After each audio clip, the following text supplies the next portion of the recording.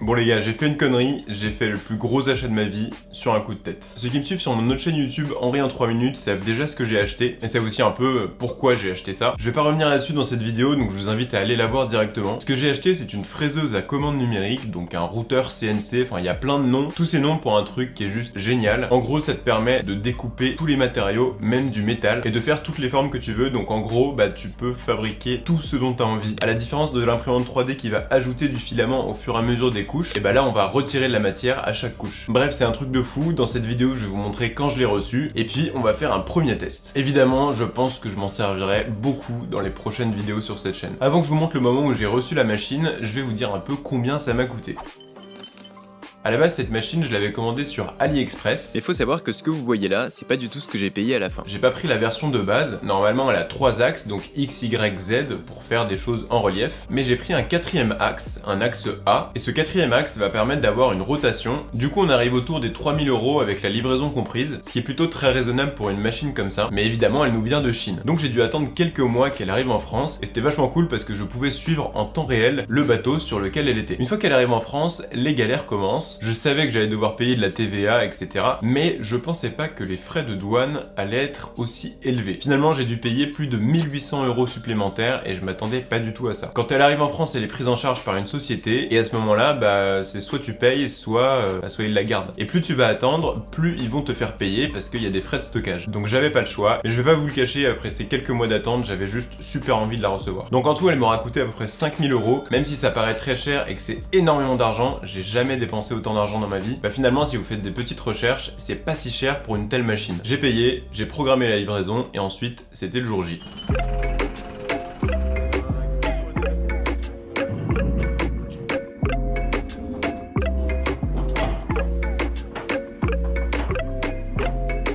J'enlève la caisse qui recouvrait la machine et puis je me rends compte qu'en fait elle fait vraiment 300 kg. Donc totalement impossible à soulever même avec plein de gens. Du coup j'ai eu qu'une seule solution, la démonter intégralement. Ça a été une belle galère parce que le plateau en fonte doit peser pas loin de 80 kg et même les autres pièces sont très lourdes, donc heureusement que j'avais un pote pour m'aider à les porter. Le gros problème, c'est que les différents éléments sont reliés à des câbles, mais il n'y a pas de prise pour les débrancher. J'ai donc été obligé de déconnecter tous les câbles dans le boîtier d'électronique en espérant que j'arrive à les remettre à leur place. Quand vous faites ce genre de manip, n'hésitez pas à prendre un maximum de photos pour être sûr de vous y retrouver. J'ai pas filmé la partie où on remonte la machine dans ma cave parce que c'était déjà assez compliqué comme ça. Une fois que la machine a été remontée, j'ai refait tous les branchements et j'ai eu de la chance parce que ça marche.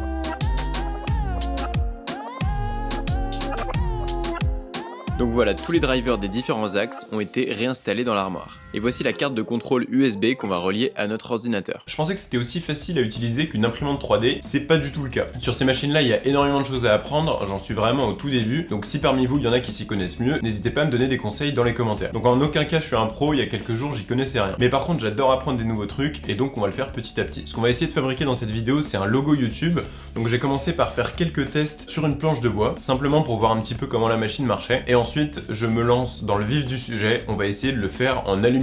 Comme je vous le disais, c'est un peu plus compliqué que l'impression 3D. Une fois qu'on a modélisé notre pièce dans Fusion 360, on va passer dans l'onglet Manufacture. C'est à cet endroit-là qu'on va créer toutes les passes avec différents outils pour découper notre pièce. On crée ce qu'on appelle un setup, ça va être en gros les dimensions de notre planche d'aluminium de laquelle on va découper la pièce. Je l'ai décalé un petit peu du bord pour avoir de la place pour la fixer à la table. La première passe qu'on va faire, c'est un surfaçage qui va aplanir le haut de la pièce. Pour chaque passe, on peut choisir l'outil qu'on va utiliser et pour ça, on va rentrer les dimensions de notre outil qu'on a physiquement. Le deuxième onglet permet de choisir la surface que l'on veut traiter. Le troisième va déterminer la hauteur jusqu'à laquelle on veut découper. Et enfin, on peut modifier aussi bien la largeur que la profondeur des différentes passes. Ensuite, on va créer un contour qui va découper le contour de notre pièce. Et pour ça, n'oubliez pas d'ajouter des tabs. En fait, c'est des petites parties qui vont pas être découpées et qui vont permettre de maintenir la pièce. Le troisième mouvement est un adaptative clearing, c'est ce qui va faire le relief en 3D. Ensuite, toutes les autres passes sont faites avec une fraise ronde et vont permettre de lisser la pièce, mais vous verrez plus tard que ça s'est pas vraiment passé comme prévu. Pour terminer, on peut lancer une petite simulation pour voir exactement ce que va faire l'outil pour découper la pièce.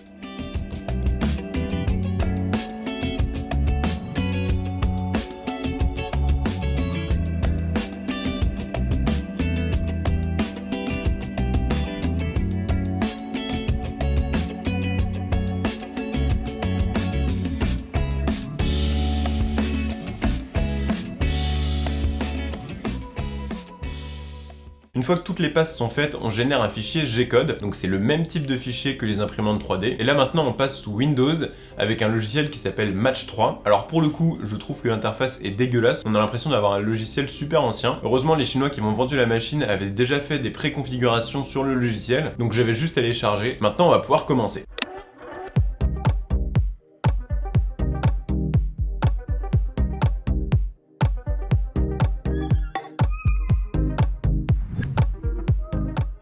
Dans ce bac, il y a un mélange d'huile et d'eau avec 2 pompes. C'est le liquide qui va permettre de refroidir le spindle parce qu'il tourne très vite, mais aussi pour refroidir la pièce qui va être coupée.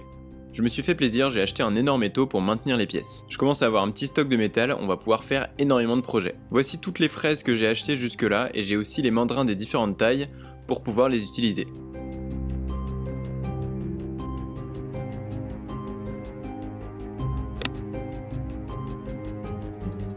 Une fois qu'on est connecté à la machine, on peut faire bouger les axes en direct. Ça va nous permettre de placer la fraise au bord de la planche et de régler successivement l'axe X et l'axe Y à 0 pour prendre l'origine. Pour placer l'axe Z à 0, on a un petit palpeur automatique.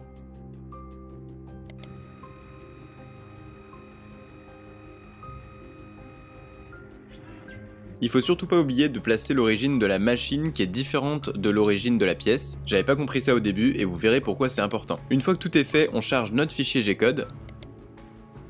Il va nous montrer tous les déplacements que va faire la fraise pendant la découpe. On n'a plus qu'à faire Cycle Start et c'est parti.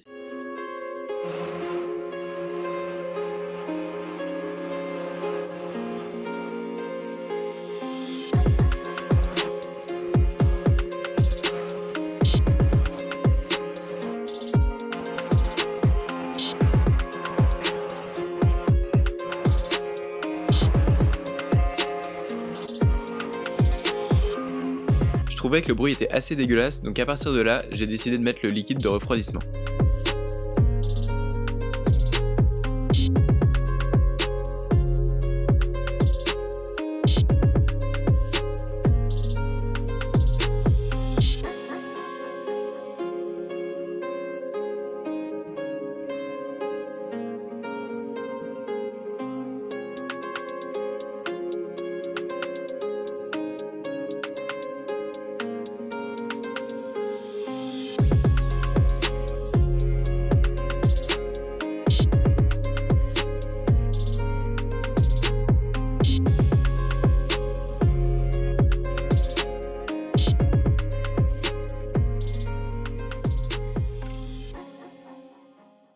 J'ai vraiment aucune expérience et du premier coup ça a sorti une pièce, je suis juste trop content.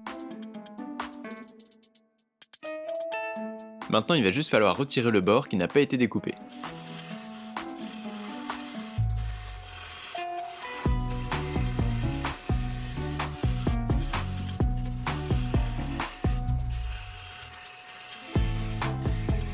J'ai poncé un petit peu la surface et voici le résultat. Alors évidemment cette pièce elle a pas mal de défauts parce que ça a été vraiment un test. La première chose qui saute aux yeux c'est qu'elle a été décalée entre la découpe du contour et puis la découpe du relief. Ça c'est tout simple, c'est la première erreur que j'ai faite. J'ai dû relancer le programme une deuxième fois et donc recalibrer la machine parce que j'ai débranché le câble USB sans faire exprès. Du coup l'ordinateur ne communiquait plus avec la machine et ça s'est stoppé net. Si on veut stopper la machine, il faut surtout pas appuyer sur stop mais commencer par feed hold, ce qui va le faire beaucoup plus doucement et garder les réglages.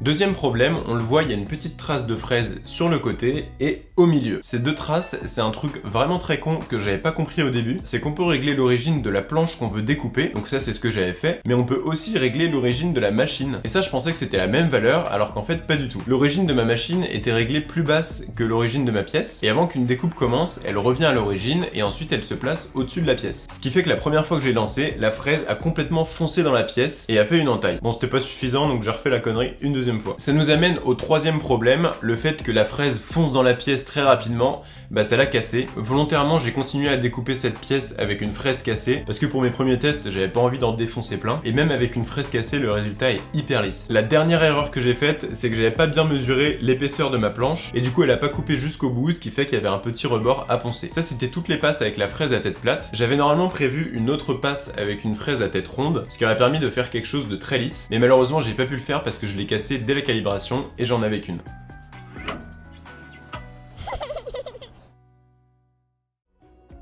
Voilà, bah cette pièce aura été un excellent entraînement, je pense que je vais la faire refondre pour récupérer l'aluminium. Mais j'espère que ça vous montre un peu le potentiel de cette machine, et croyez-moi, on va faire des trucs assez ouf avec dans les prochains projets. Voilà, bah j'ai rien de plus à vous dire, j'espère que vous avez aimé la vidéo. Je vous retrouve très bientôt pour une prochaine, allez, salut!